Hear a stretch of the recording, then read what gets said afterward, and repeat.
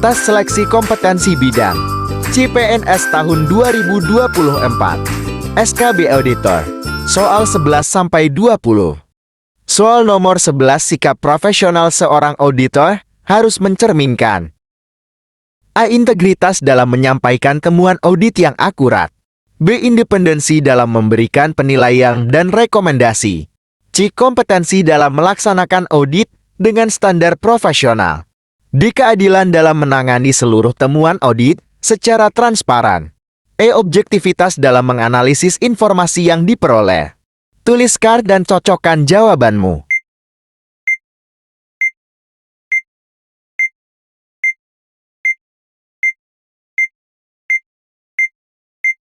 Jawabannya adalah E. Integritas dalam menyampaikan temuan audit yang akurat. Integritas adalah kunci dalam audit karena auditor harus mampu menyampaikan temuan dengan jujur dan akurat tanpa bias atau penyesuaian. Soal nomor 12, dalam layanan konstitusi audit internal, auditor memberikan panduan untuk peningkatan proses bisnis organisasi. Apa fokus utama dari layanan konsultasi ini? A. Menyusun kebijakan pengawasan yang ketat untuk mencegah semua bentuk kesalahan. B. Mengawasi pelaksanaan tugas secara langsung guna mengurangi resiko operasional. C. Mempercepat waktu penyelesaian tugas tanpa menambahkan beban pada tim manajemen. D. Mengarahkan manajemen untuk mengikuti semua saran tanpa pertimbangan lain. E. Memberikan wawasan untuk meningkatkan efektivitas operasional tanpa mengesampingkan resiko. Tuliskan dan cocokkan jawabanmu.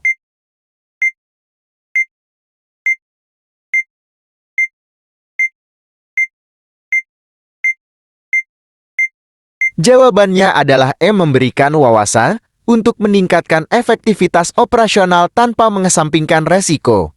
Layanan konsultasi audit internal bertujuan untuk memberikan panduan atau wawasan kepada manajemen mengenai cara-cara untuk meningkatkan proses bisnis dan efektivitas operasional sambil tetap memperhatikan resiko yang ada.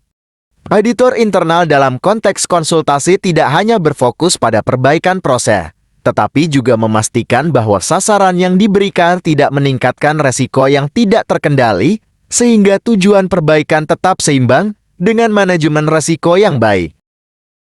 Soal nomor 13, standar umum audit internal mengharuskan auditor untuk A. Menyusun laporan audit yang transparan dan dapat dipertanggungjawabkan. B. Memastikan kompetensi auditor dalam menjalankan tugas pengawasan. C. Melakukan audit sesuai dengan standar etika profesi yang berlaku. D. Melaksanakan audit secara objektif dan profesional. E. Memastikan bahwa audit dilaksanakan dengan integritas dan independensi. Tuliskan dan cocokkan jawabanmu.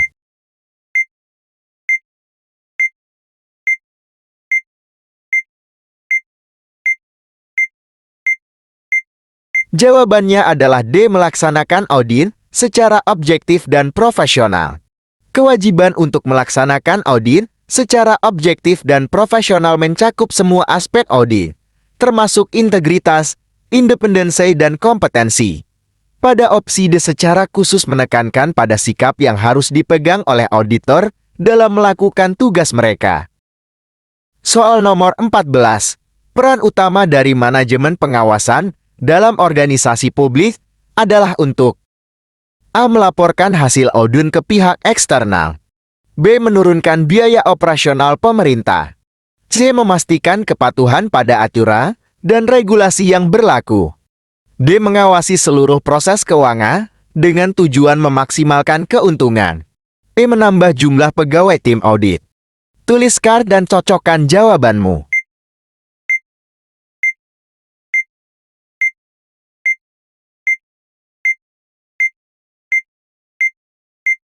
Jawabannya adalah C. Memastikan kepatuhan pada aturan dan regulasi yang berlaku.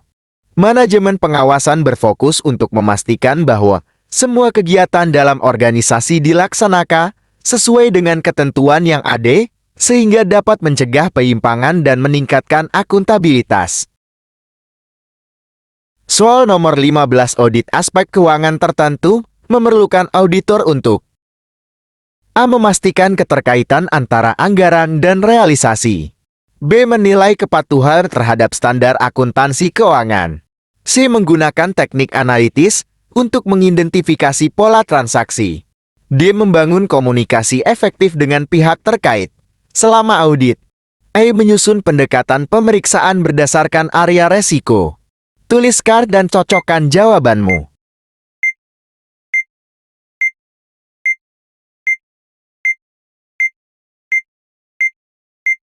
Jawabannya adalah E. Menyusun pendekatan pemeriksaan berdasarkan area resiko. Dalam melakukan audit aspek keuangan tertentu, auditor perlu menyusun pendekatan pemeriksaan berdasarkan area resiko. Pendekatan berbasis resiko ini membantu auditor untuk memfokuskan perhatian pada area yang memiliki resiko material paling tinggi, seperti transaksi besar, ketidaksesuaian pengelolaan anggaran, atau potensi kecurangan yang mungkin terjadi. Dengan demikian, audit dapat dilakukan secara lebih efektif dan efisien, mengingat audit keuangan sering melibatkan banyak transaksi dan dokumen yang kompleks. Soal nomor 16 dalam penerapan pengawasan resiko fraud, auditor perlu memahami jenis resiko yang dihadapi oleh organisasi. Langkah manakah yang paling tepat untuk memitigasi resiko fraud di dalam organisasi? A. Memberikan pelatihan yang lebih intensif bagi tim audit mengenai teknik deteksi fraud. B. Menyusun kebijakan anti-fraud yang jelas dan mensosialisasikan kepada seluruh karyawan. C. Melakukan audit berkala secara menyeluruh tanpa memandang area dengan resiko tinggi. D. Mengandalkan pengawasan langsung dari manajemen untuk mendeteksi fraud. E. Meningkatkan jumlah staf auditor untuk setiap bagian di dalam organisasi. Tuliskan dan cocokkan jawabanmu.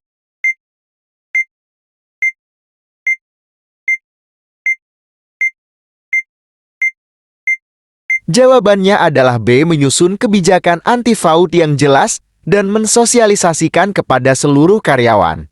Untuk memitigasi resiko fraud, langkah pertama yang paling fundamental adalah menyusun kebijakan anti-fraud yang jelas, yang mengatur tentang perilaku yang tidak boleh diterima, serta prosedur untuk melaporkan kecurangan atau potensi kecurangan. Kebijakan ini harus disosialisasikan dengan baik kepada seluruh karyawan, untuk memastikan mereka memahami apa yang dianggap sebagai perilaku fraud, konsekuensinya, dan bagaimana melaporkan jika mereka mendeteksi adanya kecurangan. Hal ini membantu membangun budaya organisasi yang lebih transparan dan memperkecil kemungkinan terjadinya fraud. Soal nomor 17, pengendalian intre dalam pemerintahan bertujuan untuk A. Mempertahankan kinerja keuangan tahunan. B. Meningkatkan efisiensi pengadaan barang dan jasa. C. Meminimalisasi resiko penyelewengan anggaran negara. D. Memastikan setiap anggaran terserap dengan merata. I. Menambah penerimaan negara dari sektor swasta. Tuliskan dan cocokkan jawabanmu.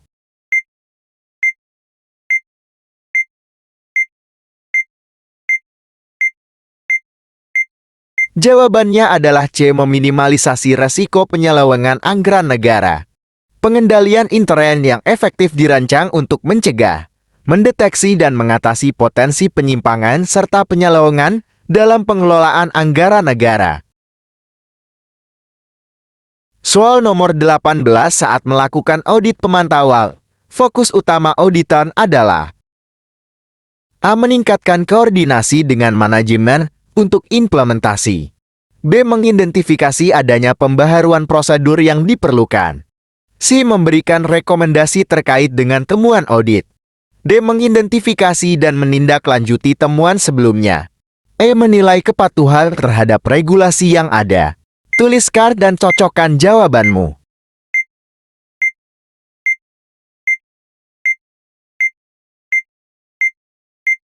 Jawabannya adalah D. Mengidentifikasi dan menindaklanjuti temuan sebelumnya.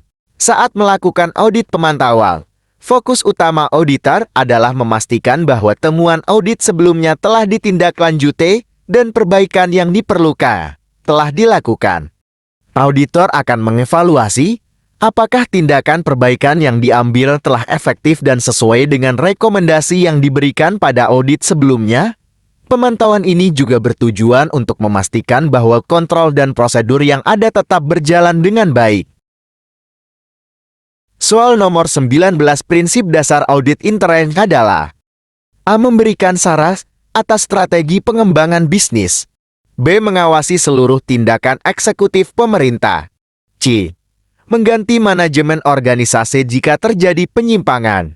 D. Menemukan kelemahan di dalam seluruh operasi organisasi. E. Menyediakan evaluasi independen terhadap efektivitas pengendalian internal.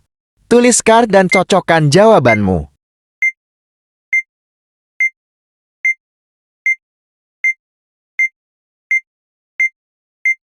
Jawabannya adalah E. Menyediakan evaluasi independen terhadap efektivitas pengendalian internal. Audit intern bertujuan untuk memberikan penilaian yang objektif mengenai pengendalian internal dan proses manajemen resiko, membantu organisasi dalam memastikan bahwa sistem yang ada berfungsi dengan baik. Soal nomor 20 peran utama dari manajemen pengawasan dalam organisasi publik adalah untuk: A. Memastikan kepatuhan pada aturan dan regulasi yang berlaku. B. Mengawasi seluruh proses keuangan dengan tujuan memaksimalkan keuntungan. C. Menambah jumlah pegawai dalam tim audit. D. Melaporkan hasil audit ke pihak eksternal. E. Menurunkan biaya operasional pemerintah. Tuliskan dan cocokkan jawabanmu.